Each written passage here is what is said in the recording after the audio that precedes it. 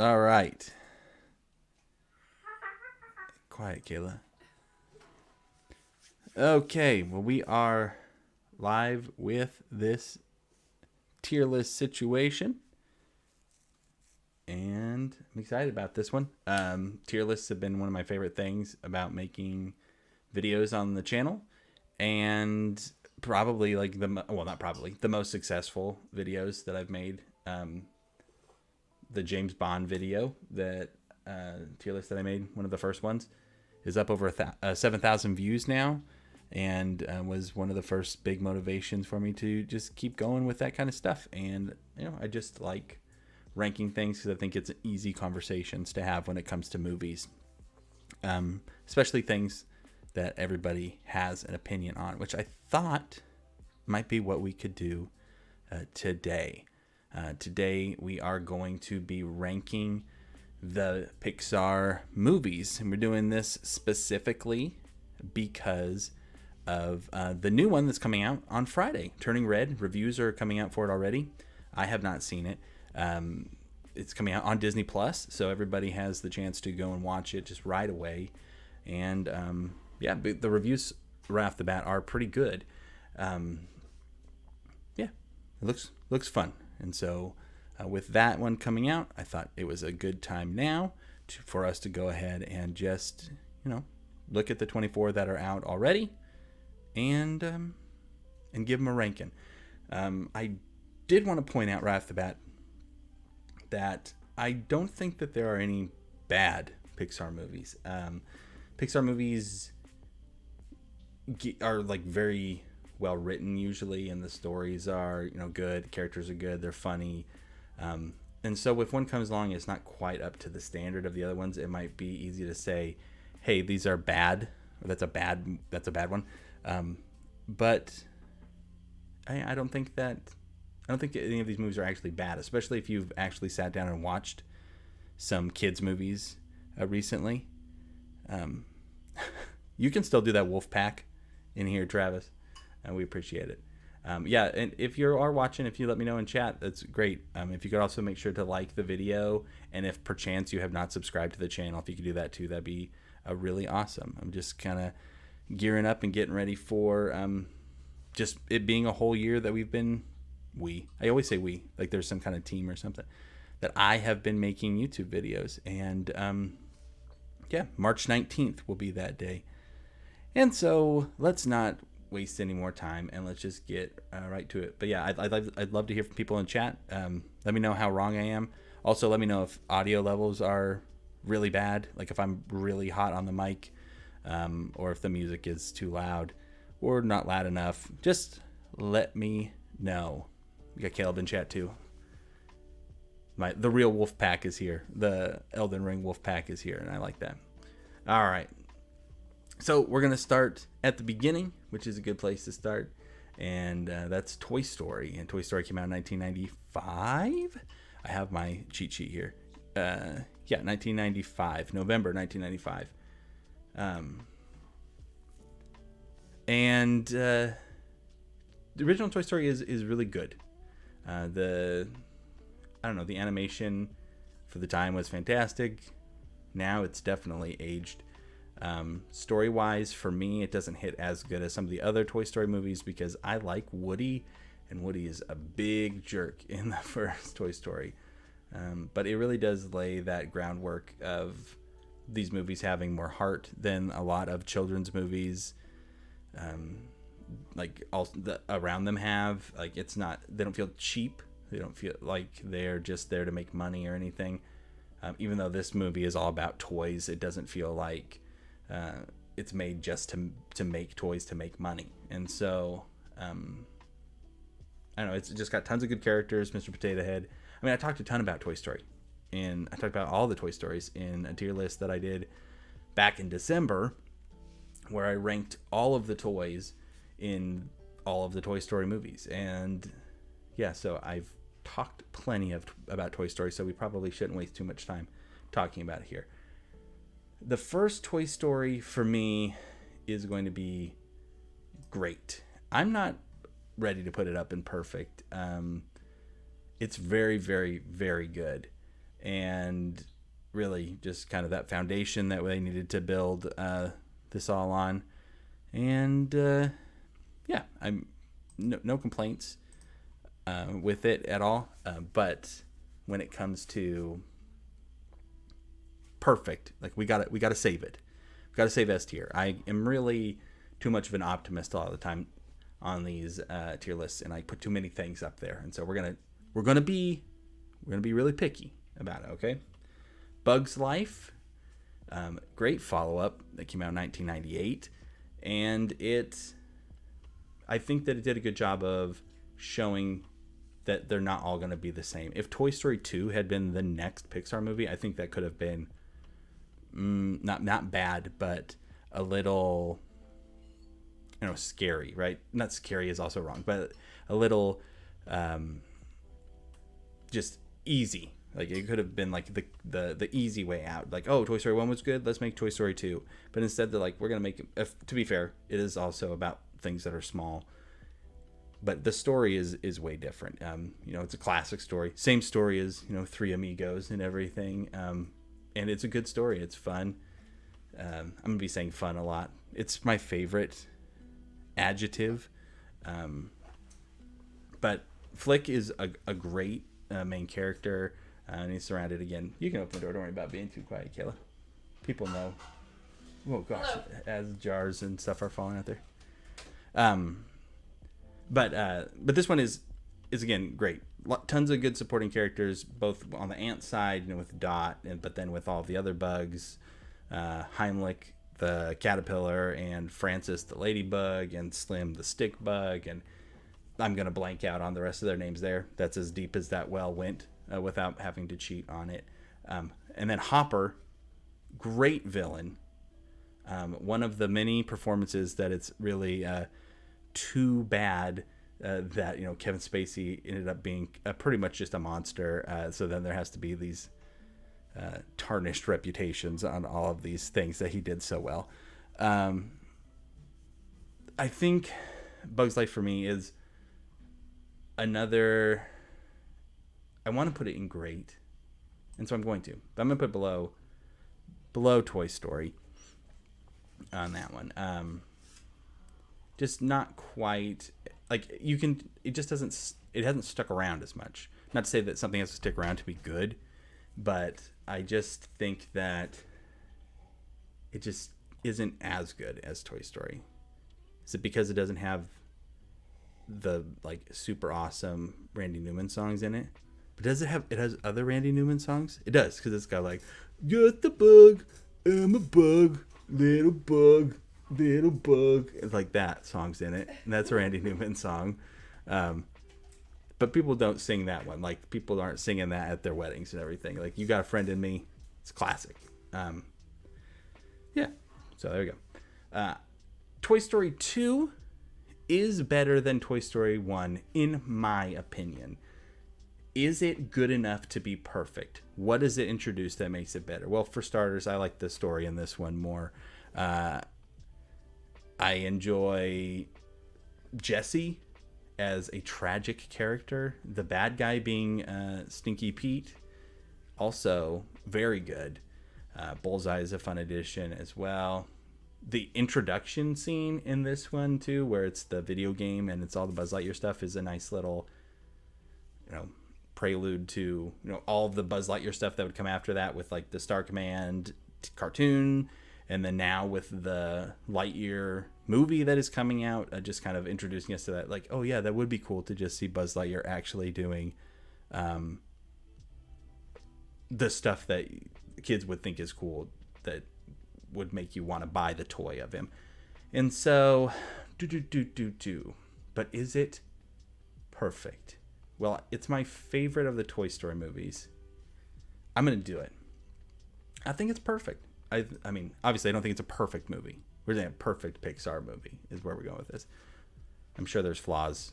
I choose not to go looking for them because I think that isn't fun in this moment.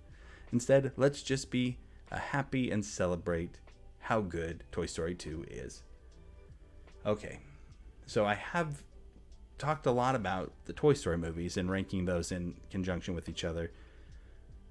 But when it comes to if I just rank like the series that are in the Pixar movies, I don't know if it's my favorite one though. Not to say that Monsters University is as good as any of the Toy Story sequels, but I like Monsters Inc. more than I think I like any of the Toy Story movies.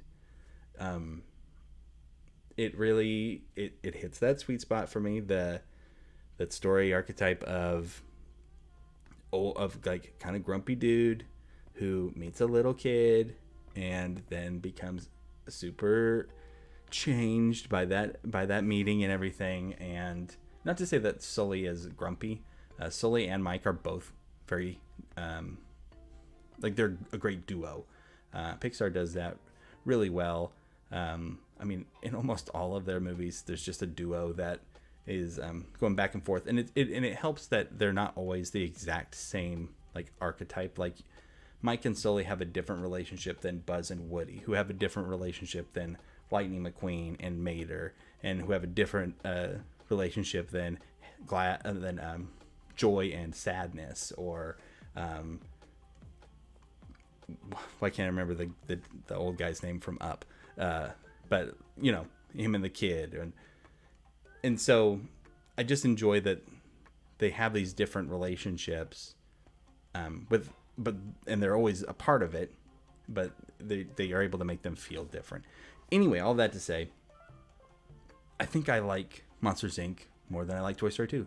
I think it is perfect. I might even like this one. Might even be like, I don't know if there's anything wrong with it, and even if someone said there was something wrong with Monsters Inc., I would just choose to disagree with them. Right? It's one of those movies that had like the climax of it, the finale, the third act is fast, and I like that in a movie like Return of the Jedi or the first Guardians of the Galaxy.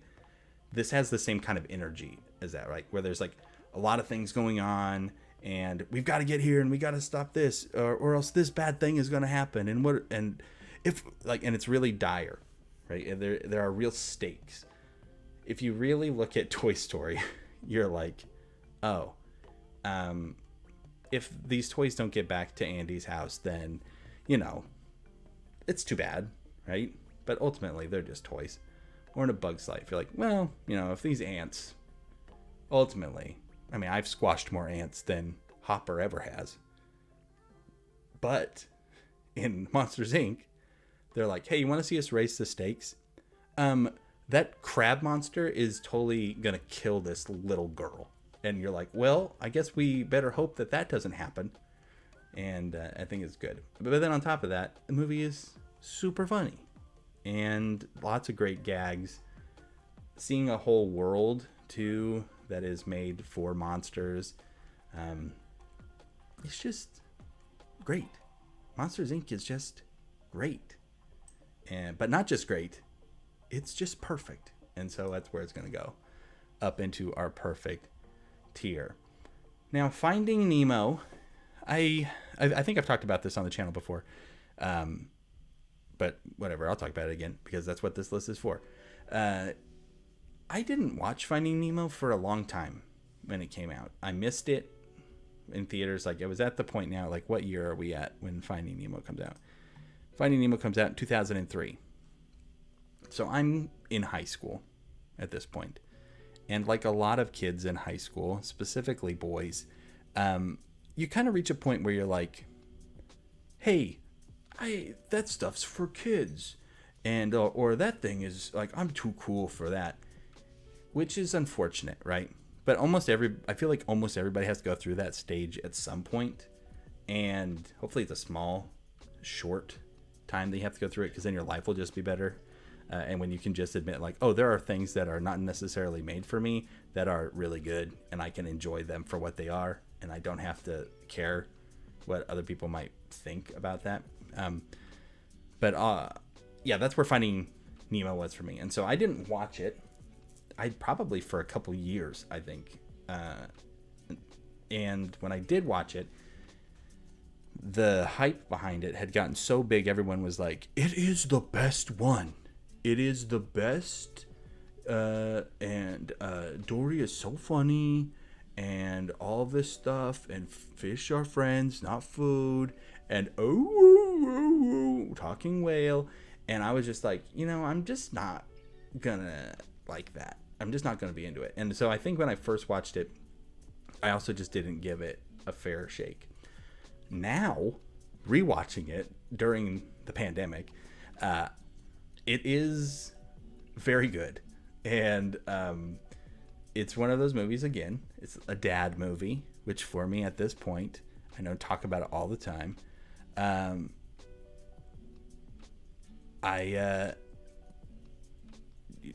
It just hits that chord where it's like a dad who needs to lighten up and not be so afraid, which me as a person, that's what I need to make sure to do as well. Because I can be really kind of, I don't know, overprotective of my kids at times, and so it really hits a lot of those emotional beats for me. But it does have great, like it's great visually, storytelling. The music in all of these movies is great. The scores are always good in Incredibles. Yes, definitely in that, and we'll get there in a second. In the Pixar movies. Yeah. I don't know. But it is good. So, but I think it's only good for me. And I'm ready to take those hits on that one. I'm ready to, 1 second. Do.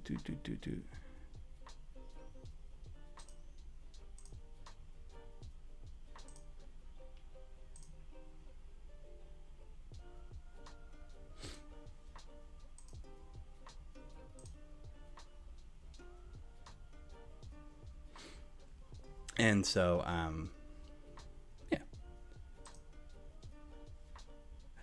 That's so funny. Just got a bunch of, that was fun. Just got a couple spam messages there that I needed to go and report as inappropriate. Too funny. But yeah, let's get past Finding Nemo though, and let's get to the one to beat for me, The Incredibles. It should be no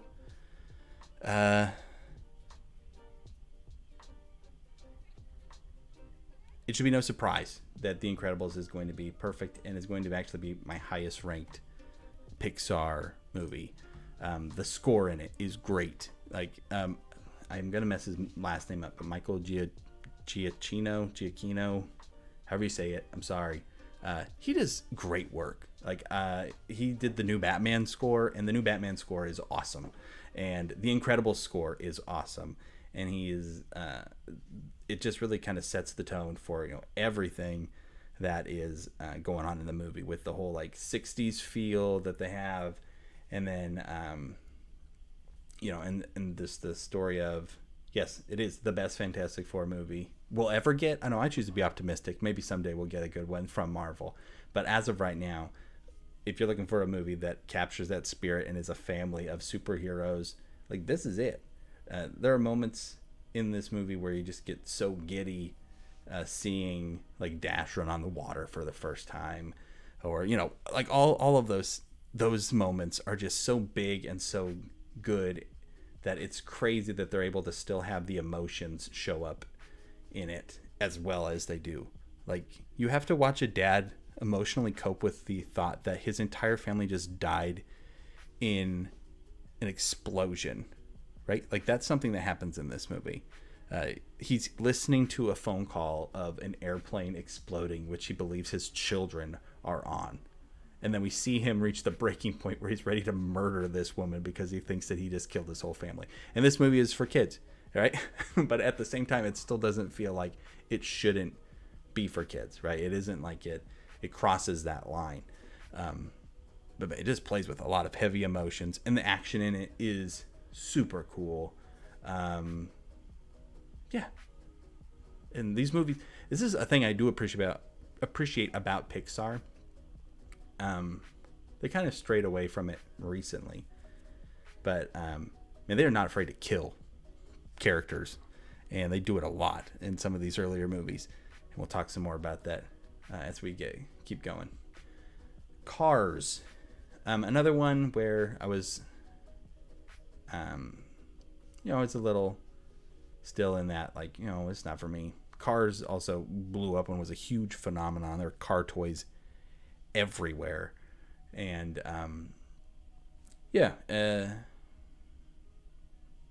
I don't really have a ton to say about Cars. I think that the character of Tow Mater is one of those characters that successfully toes the line between actually being annoying but still being endearing. There are moments he crosses over maybe just a little bit, but I do think that they do a really good job of not having it be too much. The first Cars, it's okay. And that's where I'm going to put it. Okay.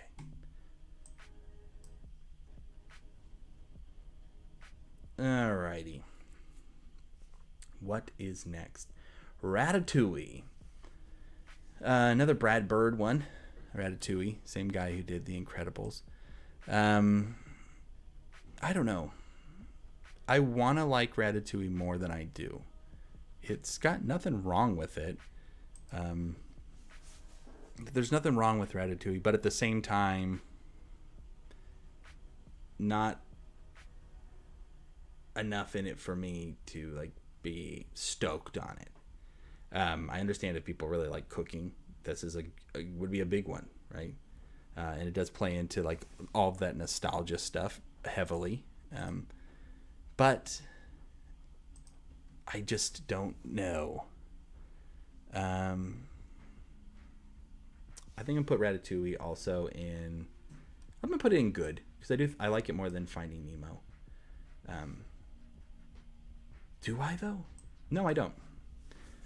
I think that Ratatouille suffers maybe from characters, right? Like lack of memorable characters.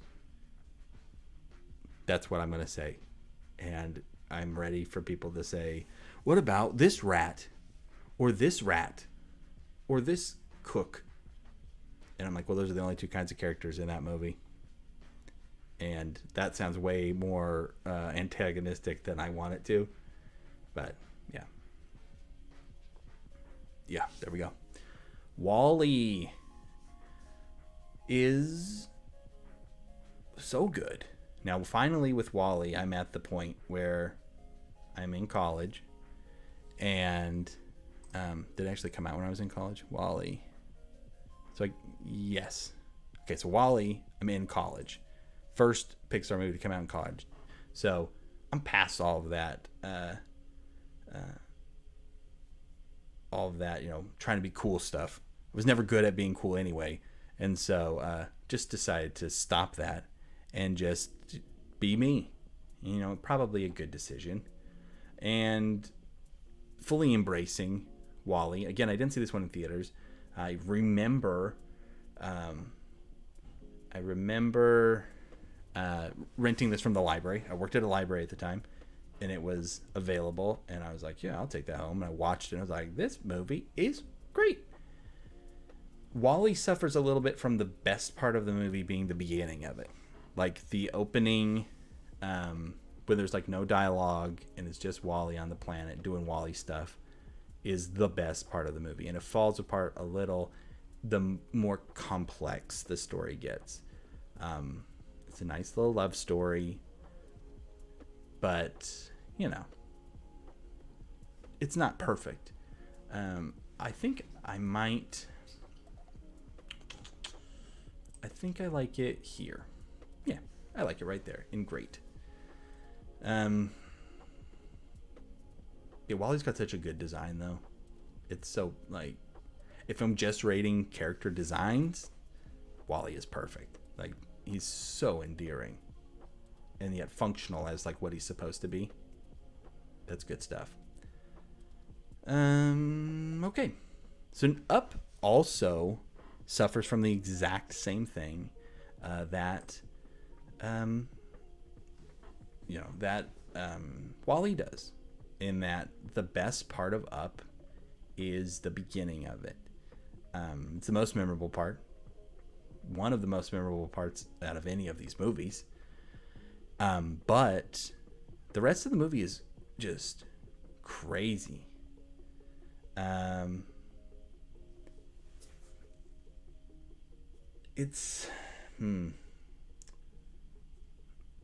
it's got that old guy having his heart melted by a little kid thing, which is my jam.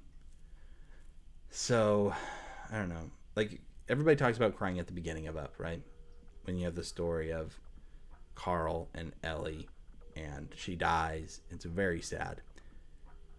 I cry almost as hard at the end when he gives,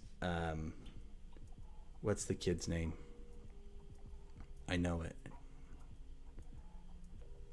Oh, crud. I'm gonna have to look it up. When he gives the kid the Ellie badge. Give me the characters. Voice cast. No. Russell. There you go. When he gives Russell the Ellie badge, it's too beautiful, too good. And when he was reading over the notebook, and she's like, the life that they shared together was the adventure. It's too good. It's just beautiful. It is beautiful, right? It's one of those movies that actually it makes me feel like, I don't know, like it just feels good. See, Travis, you had it. Chat is just a little slower than me being able to Google it. So where does it stand? The dog is good. The shorts with Doug, is it Doug? Doug is the dog. Are also great, that are on Disney Plus. They also pack like a big emotional punch. But this movie has like just it's a little. It's not. The middle of it is so forgettable. Like for me, like I forget how weird it is, even though it is really weird. And there's dogs flying airplanes, like shooting machine guns to pop the balloons to make a house that is flying fall. And it's like you shouldn't forget that. Like that sentence that I just described, that shouldn't be a forgettable thing, but kind of is. And then also this one suffers from, just like you said, Caleb, on Ratatouille. And I guess I would say with Wall-E also, just a weak antagonist. Like there are threats, right? But you don't remember or care. Like I know that Travis, you remembered Russell's name, but do you remember the name of the old explorer guy? I mean, maybe you do, and maybe you're gonna type it in chat in a second. But for me, I'm gonna say all that, and then I'm still gonna be like, but for me, Up is good, better than Ratatouille. All right. So, Toy Story 3, the Toy Story movie, to end all Toy Story 3 movies.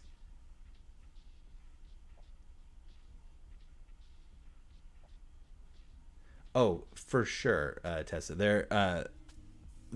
I like Pixar movies because they do introduce twists that for us as adults seem like, oh, maybe that's kind of obvious. Like I was just watching one of these movies, the only one I hadn't seen. I was just watching it today, and it's very by the books. But if you weren't familiar with the genre, it's a good introduction to that stuff, and it is fun to watch as like kind of a breakdown of that. So I definitely agree.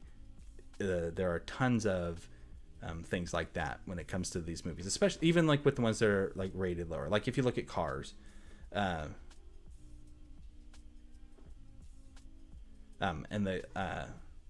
we look at Cars, like, right, it's a pretty familiar story of like this guy having to like learn how to do stuff and appreciate the slower things in life, but like kids haven't seen that story before, so it's fun for them to see it. You're right. Let's get back to Toy Story 3. Toy Story 3, my lowest rated of all the Toy Story movies. I think it's really good. I agree. This is like a kind of a spot where I don't know if Pixar has recovered from this. Like, I'm looking at the list, and I don't think that that Pixar has had particularly strong villains since, when was the last good one? Any of them? Do any of the Pixar movies have, like, Stinky Pete, and then Water Noose and Monsters Inc., Hopper? I think The Incredibles. There's only like 4 like super strong villains in the Pixar movies. Interesting. Not something that I thought I would think we would be talking about tonight, but very true. But then again, that almost speaks more to real life, right? Like, how often in our lives is there just like a concrete, that's the bad guy? Usually the bad guy is ourselves, which is more accurate to how Pixar makes these movies. Anyway, okay, back to Toy Story 3. I'm going to say that I'll say it's great, but I'm going to put it below Bug's Life. It just, it was a fine conclusion until Toy Story 4 came out, and then I was like, good thing we go out on that one instead of Toy Story 3. So, when I talked about movies that I skipped because people said they were bad, this is the big one. Cars 2. Cars 2 came out in what year? Can we figure it out? Cars 2? 2011. I waited almost 12 years to watch this movie. I watched this movie today.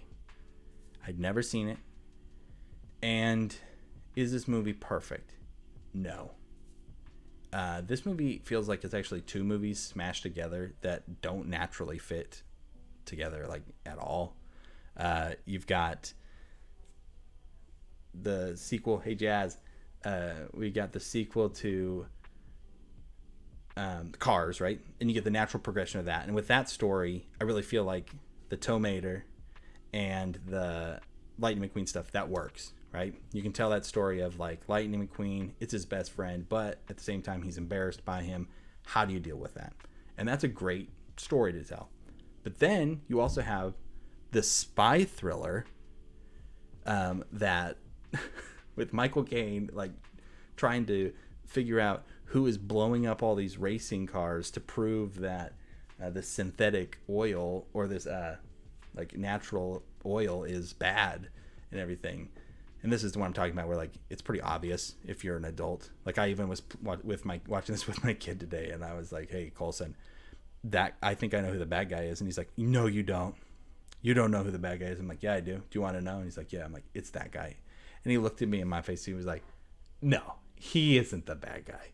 And then when he was the bad guy at the end, he just looked at me. It was like, how did you know? And it's because it's the most obvious telegraphed thing. Anyway,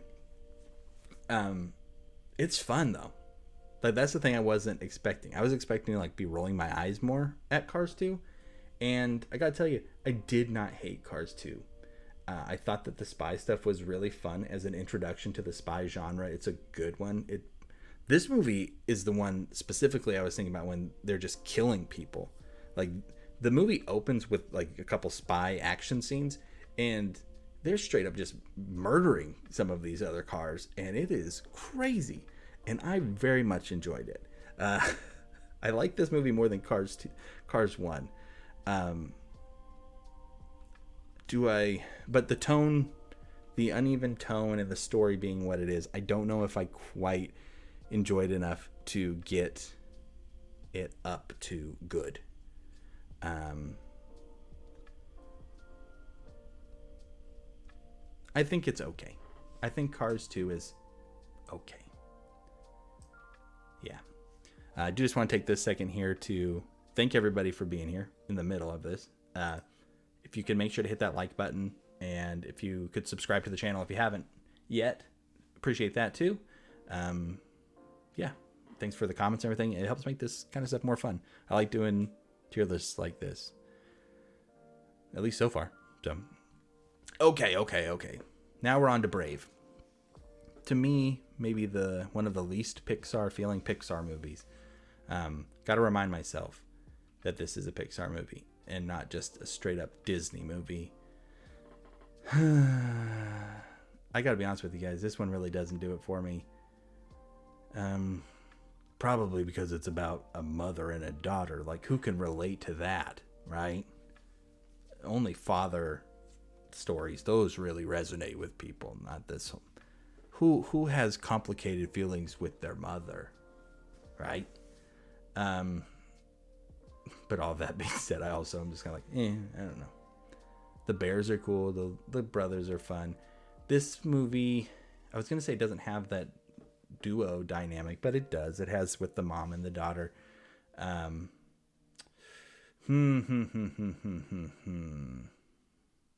It is nice. But I don't have a ton of strong feelings about it either way.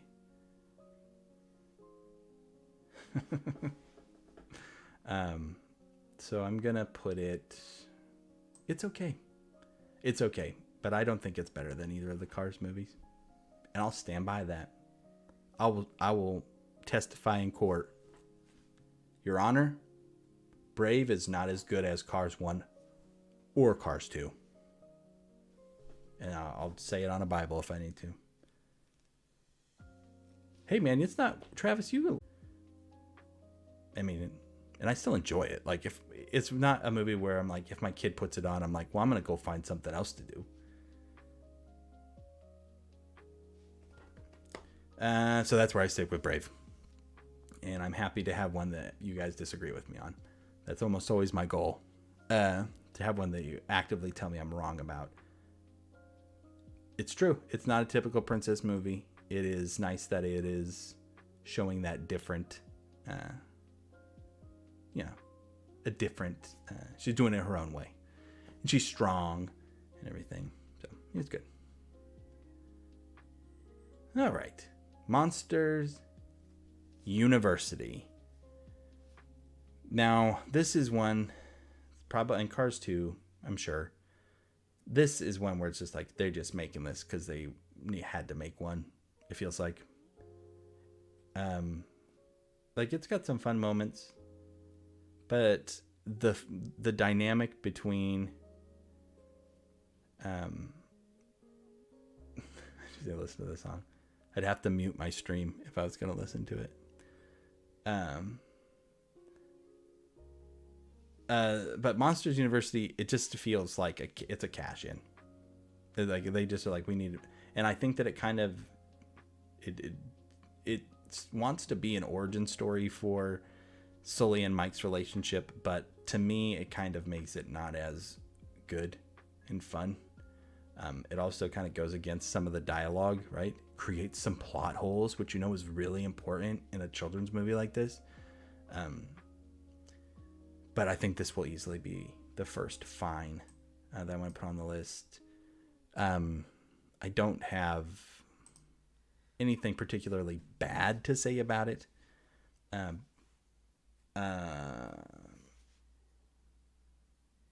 But I don't have anything particularly good to say about it either. Yeah, it does have the guy who plays Castle. Oh, crud, what's his name? Uh-oh. Why can't I remember his name? Hey, Kayla. What's the name of the guy from Castle? What's his real name? Castle? Yeah. Oh, crud. And he's in Firefly. And he was good. He should have been Nathan Drake. Nick. No, it's not Nick. Nathan Fillion. Boom, got it. I know you might be typing it, but I said it before I saw it in chat. Oh, just a second. I got it there. Just a second before Tessa wrote it in. He's in it, and I do like Nathan Fillion. So yeah. Nothing that exciting. Charlie Day's in it too. Luigi, the voice of Luigi from the upcoming Super Mario Bros. Movie is in this movie. So that's something. So you got to look at that little bit of a stretch there. People were starting to wonder, is Pixar just fine now, right? Because you had Cars 2, Brave, Monsters University. But then here comes Inside Out to just be like, hey, by the way, these movies are still great. And I think that's as high as I'm going to be able to go with it, is great. And I think I'm going to put it right below the first Toy Story. Really enjoy this movie. It is very sad at parts, but it is a good way to think about your emotions and realize that things can be good and bad and all that stuff. Funny and gross and make you angry and scared. And yeah. Trying to think if there's anything in particular. The only thing I really need to make sure to point out in this one is, of course, Bing Bong. He is maybe the best Pixar character to come out in the last 10 years. And that is a really sad, that's a really sad part. What a sacrifice Bing Bong makes to get Riley to the moon. Take her to the moon. Right? Goodness. Anything else to say about that one? I mean, it's pretty funny too, which is something to point out. It's got a really good cast. But yeah, Inside Out, it's great. It's a Good Dinosaur. This is another one it's fine. I think it gets a worse rap than it deserves. I think it's better than Monsters University. It's cool that it's like a Western. And it's cool that it has dinosaurs in it. But the story is not to say a story needs to be groundbreaking for it to be good. But it's not, like, it doesn't really have any surprises. His dad dies. That's sad. And he's got to find his way home. And he becomes like a dad to this other little thing. So he knows now it's hard to be a dad. Oh, look, there's his family. Everybody's okay. It's time to say goodbye to your little friend. The end. And that is completely like doing a disservice to that movie. But yeah, I mean, this is one where if somebody told me, I've never seen The Good Dinosaur, I'd be like, yeah, that's okay. You don't need to rush out and see it. Finding Dory. It is very similar to the first movie in its series, Finding Nemo. It is like, I don't know. Again, not doing it because it's so much like Finding Nemo. It is not doing barely anything new. I do like Hank, the octopus. I like, like he's a lot of fun. But I don't know. It's just them like going through the ocean and meeting different crazy ocean characters without it really kind of mixing it up too much. We lost Nemo. Now we lost Dory. They're both wearing tanks. I mean, one's a lot bigger than the other one, but yeah.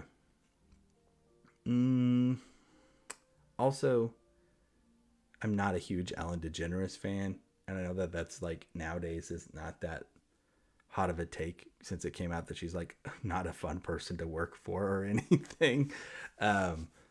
But yeah, she's not my favorite. I think I'm going to go fine with that one too. But I think I'll go above The Good Dinosaur. Now we get to Cars 3. And Cars 3 is easily the best of the Cars movies. The only Cars movie I ever saw in theaters. It's fun. It is fun to look at it as a whole series and to realize you're getting to see like an entire arc play out with Lightning McQueen. He is not just, he's not just all about always being fast all the time anymore. Like now he is stepped into that coach position that Doc Hudson was in the first one.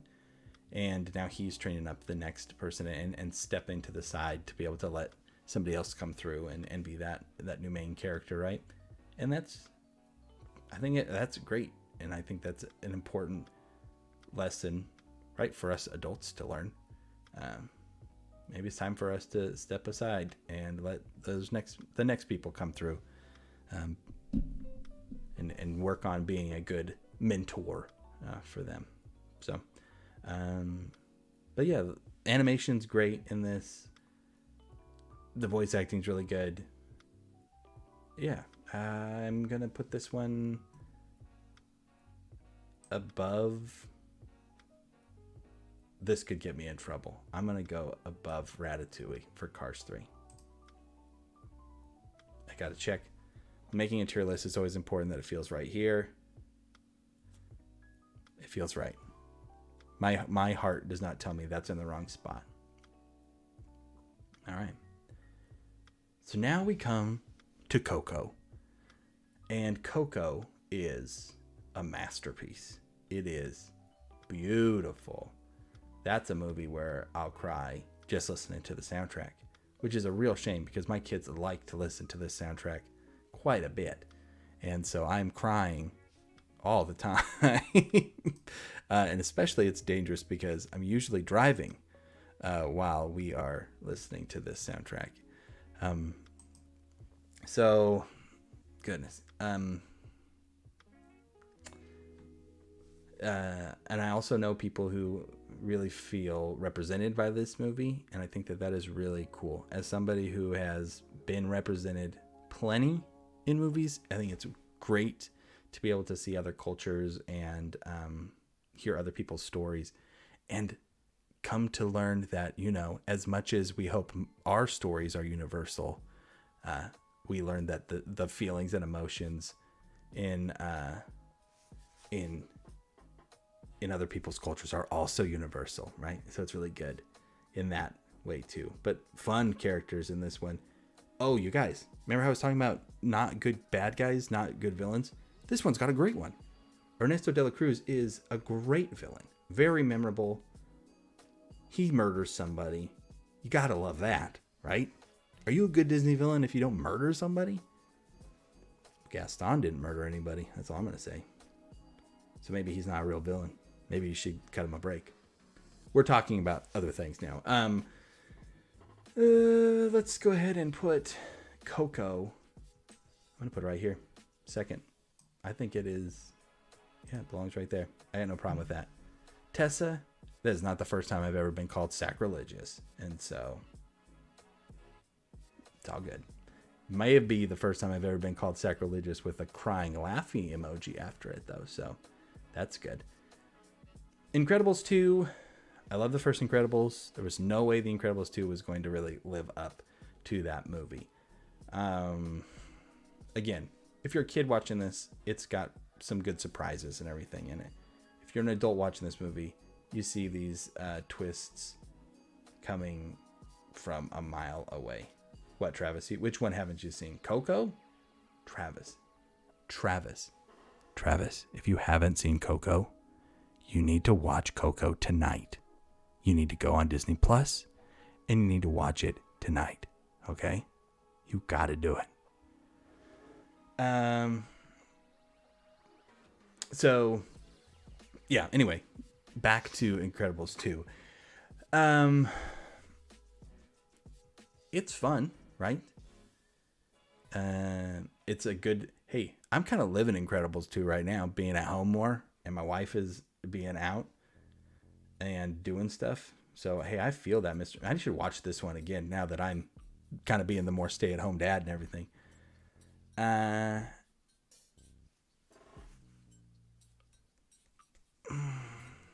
Jazz, I know you're not a big movie guy, but I do think that Coco is worth a watch. I think that it's very good. Incredibles 2, though. Yeah, I mean, I think I might have to put this on my rewatch list because I do think it's going to hit me a little different.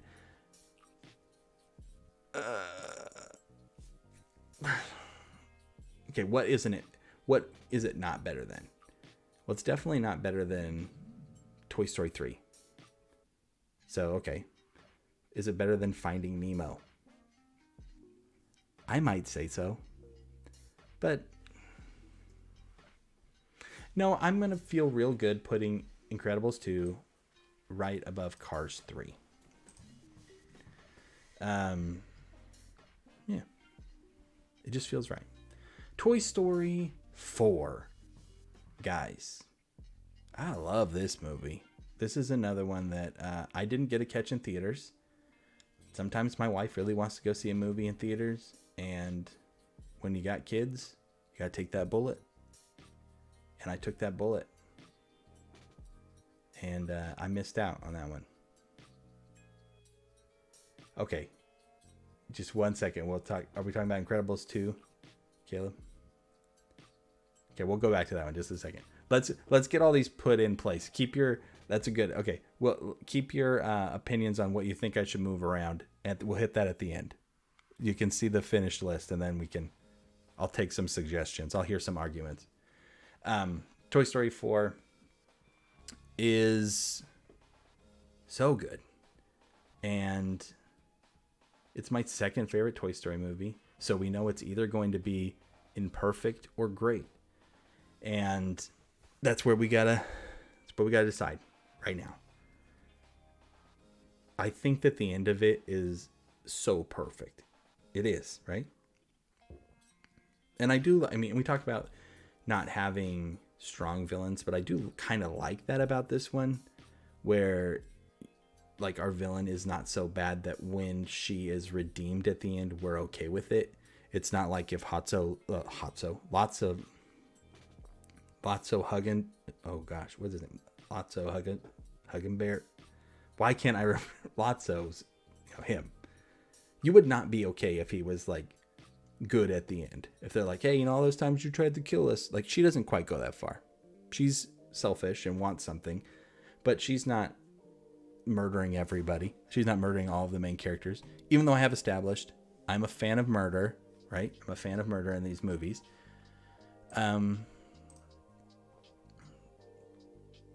Forky annoying? Tessa. No. Tessa. Forky is endearing. He is endearing. That's what he is. But yeah, no, he's similar to Tow Mater for sure. He kind of he skirts that line. So I can definitely understand if he does cross over that line for you. For me, I'm gonna put it in perfect. I think it is great. Even numbered Toy Story movies are perfect. All right. Oh, I won't ban you. Don't worry. I won't ever ban somebody for a different movie opinion as long as they can express it in a way where they're not being mean to me. Which is why my wife is not in chat, because she's always mean to me. I'm saying that she's sitting over on the couch choosing to watch a show on Netflix about Japanese dating instead of watching this stream. So anyway, let's move on to Onward. This is where it gets... Wait, no, on which one? No? I don't know which one, Jazz. I talked about too many things for a second there. Toy Story 4? You don't want it that high, huh? That's fair. Okay, on to Onward. It's really crazy to think that from here on out, like these movies all pretty much came out after the COVID started. My kids and I, like, it was pretty much like, hey, we think everything in the world's going to shut down next week. And I was like, oh, banning? Oh yeah. No, I'm not going to ban. I don't ban. I only ban spam accounts. At least so far.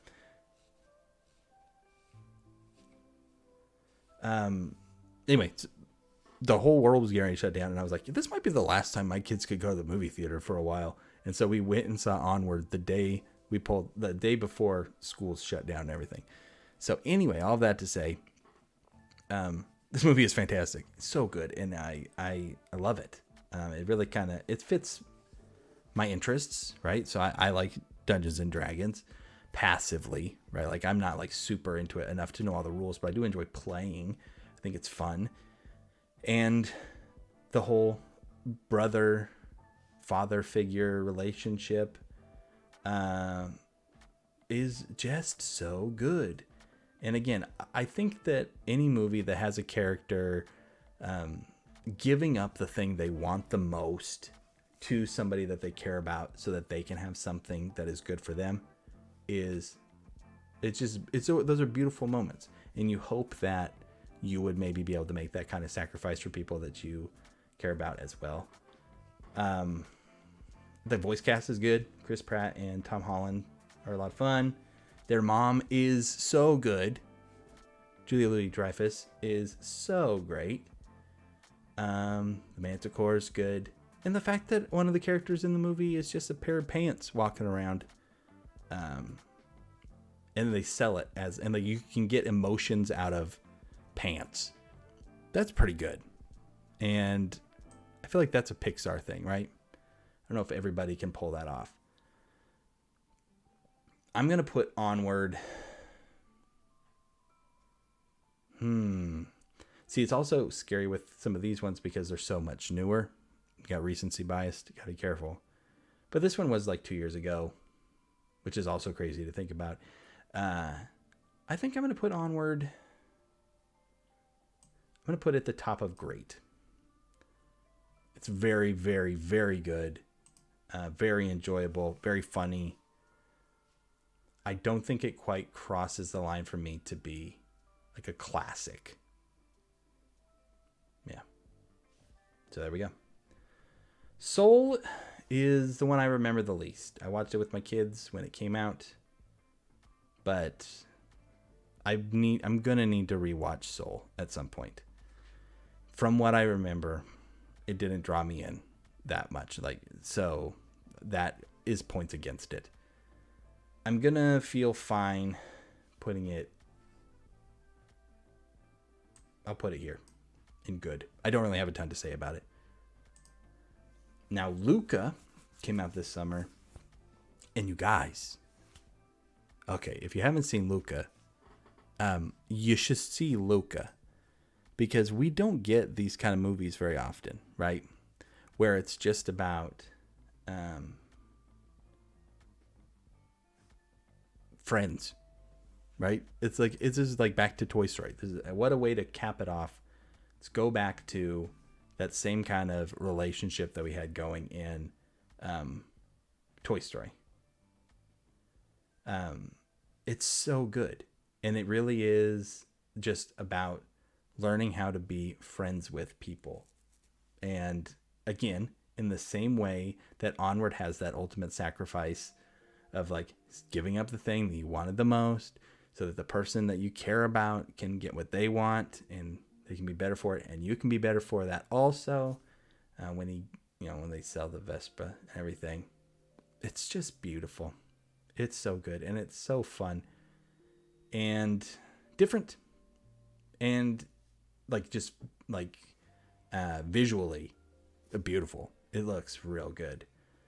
Not a great antagonist. He does try to kill them, but at the same time, he isn't driving the plot. He's more of an obstacle, really, than anything. But I'm going to feel very good about putting this up in. I'm going to do it. I'm going to go perfect. And then that is my finished tier list. So, at this point, I would be happy to hear a couple arguments. If there's anything you want moved. If you want to move it up, if you want to move down, give me a compelling argument. And I'd be happy to think about it. Because I'm very easily swayed. I'm very easily swayed. I do just want to make sure to say again, thank you to everybody watching, not just this video, but all of the videos that I've put out. It's been a really fun year. I'm coming up on 1 full year of making YouTube videos, and it's just been a ton of fun, and I've enjoyed it being a part of my weekly life. It really has kind of kept me sane during this last year. And so, yeah, thanks to everybody for the support. thanks for the support on this this video too, with all the likes and the comments and everything. You're all bringing up great points about Luca. Yes, Mom, the girl's dad is super good. And the fact that he stands up for them because he came to know them as people and not just the thing he was afraid of. I love it. I think I saw Luca like 8 times this summer. And I'm like, I actually sat down and watched it like many times. And I didn't even care. All right, Caleb. Incredibles 2 deserves a bump up. It's good with the reverse parent roles and is just a good, solid continuation of the story. That makes sense. These are true things. And I shouldn't maybe let my personal disappointment in it not being the first Incredibles,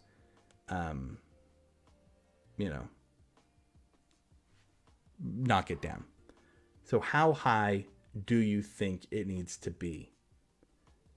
How high do you think it needs to be, Caleb? I'll come back to the other ones. I see your comment, Amanda. I see your comment, Tessa. How high do you think it needs to go? We'll look at Brave. Don't worry. We'll get there. I need some arguments on Brave though. More than just it needs to be higher. Why?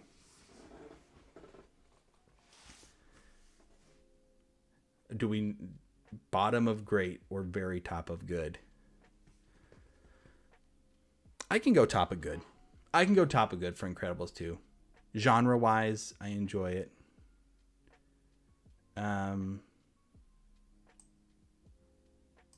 Yeah. Okay. Sure. I'll give you that one. Okay, so we move on to Brave now.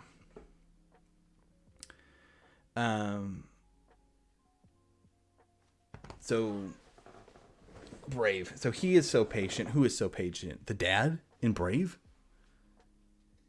No way. He wants to kill that bear. But I guess he's really patient with his daughter and his wife and their relationship. He's very funny, right? The dad is really good in Brave. That could bring us up a couple points. I could be all right with that. How high do I need to put Brave for people to be happy, though? Because I don't think I'm comfortable getting it out of okay. Do we just need to have it above Cars 2? Because for me, Brave is okay.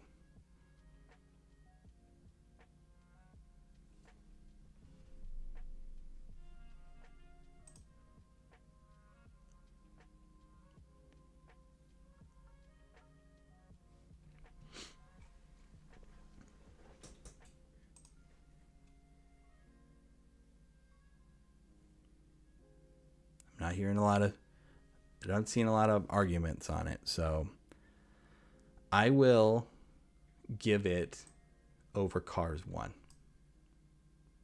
I'll do that. For me, Cars 1 is just, I'm glad it exists because it gets me to Cars 2 and 3. You think it's great? Travis, you want me to put it all... Okay, Travis, for you to say, oh, the dad and Luca is patient. Yes, absolutely agree with you, Mom, on that one. When it comes to Brave, Travis, here's the thing. For me to say it's great means that I'm saying it's better than Incredibles 2, Finding Nemo, Up, Cars 3. Am I ready to do that? Am I ready to say all of those? No. I will give you this. I'll give you this. I'm thinking about Brave more. I'm like, okay, yeah. There's some good stuff in it. It's got a different feel, a different culture than we get a ton in these movies. I'll move it up a little. All right. This is for you guys. Okay. This is, you've swayed me. All right. Here you go. Here it goes. Boom. Boom. Boom. Boom. There we go. That's where Brave can sit there. Yeah, the hair stuff is crazy for Brave. At the Pixar exhibit at the Oregon Museum of Science and Industry at OMSI, they talked about that. It's very interesting, very cool. And so there you go, Travis. That's what I'm willing to do for family. In the spirit of Brave, I will put it there. And then Tessa had one. I want to make sure and touch on that too.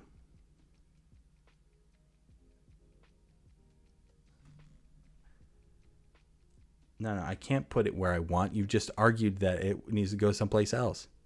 I'm happy with where it is still. In me putting Brave there, I didn't put it above anything that I'm not willing to sacrifice. Cars 2, I mean, I just watched it, so like my love for it is brand new. So I will sacrifice that in a heartbeat.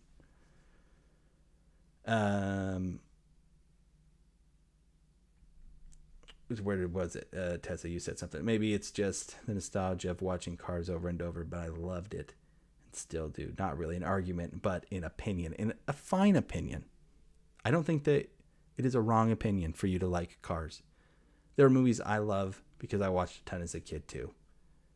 And so, like, you'll notice that there's a ton of older ones up at the top of this. And it's because I watched those ones a ton when I was a kid. But personally, I don't feel comfortable moving Cars.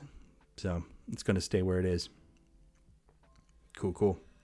Well, I think that's going to finish up this tier list. If you're watching today, again. Oh, wait. Should we bump Ratatouille down? It seems to fit with the argument we have for Cars 2 and Cars where you don't have much to say about it. Yeah, I'm fine with that. There you go.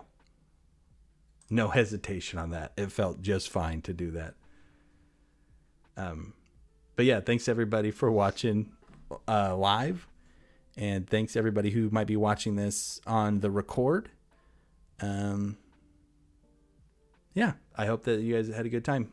Don't forget to like and subscribe. Leave your comments below. If you're watching this later on, I will read those. And I will try to get back to you on it. So thanks again. Look forward to some more stuff coming out later this week and this weekend and next week. Scared to death of being a father of a female. So the movie kind of touches my heart now. Travis, you'll be a great dad of a daughter. Don't worry about it. You'll be great. You got this, man. I hope your guys' because I mean, on our Elden Ring stream, we were talking about Travis and Amanda going and seeing a doctor for their baby that's coming up. And so that's very exciting for them. And all of these movies will hit different for you, Travis and Amanda, after the baby shows up. Guaranteed everything will hit just a little bit different. I'm sure you don't want to Marvel movie tier list. Dude, I got a Marvel movie tier list. It's on the channel. You got to check it out. Now, of course, it was made like about a year ago, almost a year ago. And so it's got a couple things not on it. So maybe I'll have to do like an updated one. We could do an updated one on a live stream sometime maybe. But you could at least get a kind of a basic idea of where I'm having those movies fall. Lots of tier lists I've put out. And so, yeah, go back and watch those. I think they're fun. If you have ideas for a tier list, feel free to throw them at me, even if it's one I've done before. If it's something where there's new entries, I'd be happy to do some kind of updates. I think that live streams could be good for that. I really enjoy doing these live stream-wise because, yeah, I don't have to go back and edit them later. Oh, you guys, I meant to do this the whole time. Remember how Toy Story was here? Oops, that was me. I was supposed to do this, but I got distracted. Here, let's go through. Let's go through the posters real quick. Oh, guys. Goodness. This was my first live one. Can you tell? I appreciate you guys. Jazz, I'm glad you're laughing. All right. Yep. Oh, look at that. Look at that up poster. That's kind of a fun one, right? Cars 2. Very good. Brave. Very good. Monsters University. That's fantastic. I mean, actually, I don't like that poster. I take it back. Not a good one. This is a classic, right? There's nothing wrong with this poster. I don't know if this accurately depicts what goes on in the movie. Whatever. Cool. Good. Fine. Great. Great. I like that this one has different dimensions. It's shorter. And wonderful. Okay, there, we did it. We went through all the posters. Cool. All right. Well, thanks again for watching, everybody. Take care. I'm sure at some point I'll try to squeeze in another Elden Ring stream soon. Next Saturday.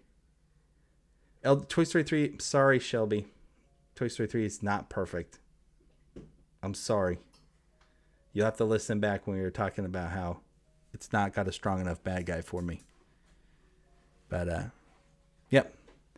A week from Saturday, we'll be doing a live stream. My kids will be gone. My wife will be at work late. And so I will be doing a stream of Super Mario 64. And we're going to try to get as much done as I can in that game in the free time that I have that evening. I think that'll probably start at like 6, maybe 5:30. So that'll be good. So if everybody could throw a wolf in the chat for me. By everybody, I mean Travis and anybody who watches on Elden Ring. Travis and Caleb. And appreciate you guys. I really do. Okay, I'm dragging this out too long. You're just too much fun. Okay. Have a good week.